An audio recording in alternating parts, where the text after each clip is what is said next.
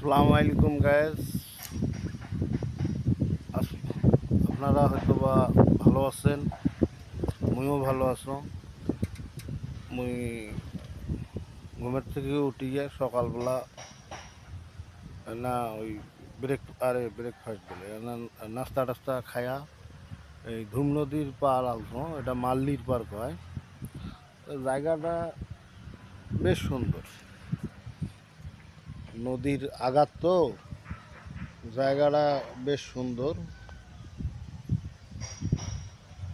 তো মোটামুটি মোর একটা ভাগ্নি আসবেন লাগছে, তাই আগতে হাম এলছে একে আগতে ওই আদুরত দেখছে, মগ দেখছে, মুই ভিডিও করতেছ আদুরতে হাম আলছে চাচা আসসালামু আলাইকুম, ভাগ্নে মো। আপনি কেমন আছেন বাবা?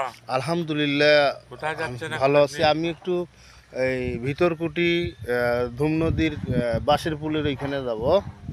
তো যাই হোক, মোর ভাগ্নেটার সাথে যখন দেখা হয়ে গেছে তখন মুই মোটামুটি না স্বস্তি পানু, কারণ ভেতরের এলাকা। কারণ এই ভেতরকুটি নিয়ে মুই একটা কাজ কি করেন আসলে? খবর পড়ছিনু যে ভিতরকুটির ভেতর দিয়ে বাঘ যাইতে ধরছিলে, তিনটায় সুলসুলির গাত উষ্টিয়া খায় এতেকাল ফরমাই আছে নিল্লা নিল্লাহ নিল্লাহ রাজিউন।